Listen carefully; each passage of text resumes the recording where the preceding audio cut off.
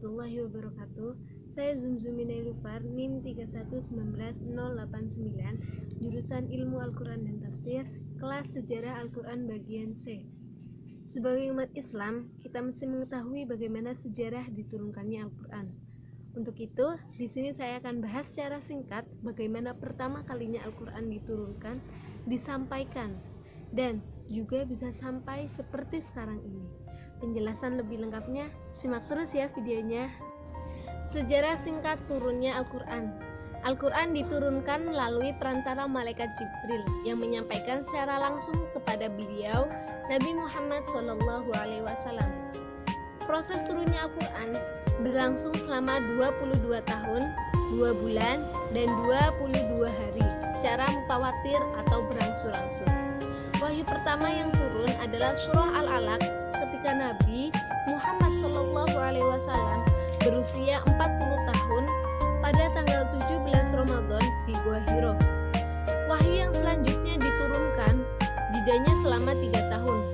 Adapun urutan ayat dan surat yang ada di dalam Al-Quran saat ini bukanlah berdasarkan diturunkannya ayat dan surat pada saat itu.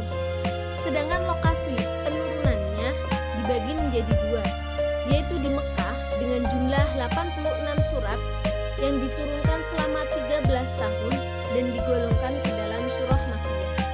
Lokasi selanjutnya di Madinah dengan jumlah 28 surat yang diturunkan selama 10 tahun dan digolongkan ke dalam surah Madaniyah. Periode diturunkannya Al-Quran. Periode Mekah pertama terjadi selama 4 sampai dengan 5 tahun. Pada masa ini dakwah Islam masih terbatas pada ruang lingkup yang kecil dan ayat yang diturunkan pun pada umumnya membahas tentang pelajaran bagi Rasulullah untuk membentuk kepribadiannya, pembahasan tentang dasar-dasar akhlak Islamiyah, pengetahuan tentang sifat Allah, serta bantahan mengenai pandangan hidup di masyarakat jahiliyah kala itu. Selanjutnya, periode Mekah kedua terjadi selama 4 sampai dengan 9 tahun. Pada masa ini, dakwah Islam sudah mulai terbuka. Masyarakat Mekah sudah mulai berpikir untuk menghalangi dakwah Nabi Muhammad SAW. Ayat-ayat yang diturunkan pun pada masa ini pada umumnya tentang kewajiban sebagai seorang muslim, pembahasan tentang keesaan Allah, pembahasan tentang hari kiamat, serta ancaman-ancaman kepada orang-orang musyrik yang mempunyai perilaku buruk. Kemudian, periode Madinah dalam kurun waktu 10 tahun. Rasulullah SAW mulai hijrah dari Madinah, dari Mekah ke Madinah, dan masyarakat sekitar mulai terbentuk keimanannya. Di sana masyarakat Yahudi dan Islam hidup berdampingan. Namun seiring berjalannya waktu, kaum Yahudi pun mulai ikut menentang dakwah Nabi Muhammad SAW. Awal mula diberikannya Al-Quran, seperti yang telah dijelaskan sebelumnya, bahwa ayat-ayat Al-Quran diturunkan secara mutawatir atau berangsur-angsur. Pada saat itu, kertas belum ditemukan di Arab, meskipun sudah ditemukan di Cina. Karena Nabi Muhammad SAW tidak bisa membaca dan menulis, maka ketika menerima wahyu, beliau langsung menyampaikan kepada para sahabat. Kemudian para sahabat menghafalkannya di luar kepala. Bagi yang bisa menulis, diminta untuk menuliskannya di atas kulit pohon, batu, kain, dan kulit hewan dan lain sebagainya. Untuk menjaga kemurnian Al-Quran, setiap tahun malaikat Jibril bersama Rasulullah SAW selalu mengulang hafalan Al-Quran.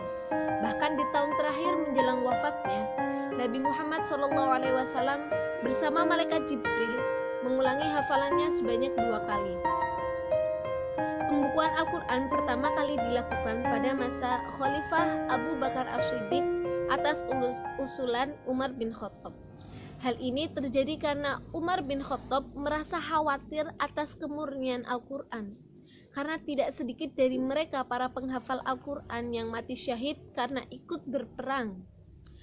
Pembukuan tersebut dipimpin oleh Zaid bin Tsabit dengan cara mengumpulkan ayat-ayat yang sudah pernah dituliskan oleh para sahabat di batu, kain, kulit pohon, kulit hewan, dan lain sebagainya.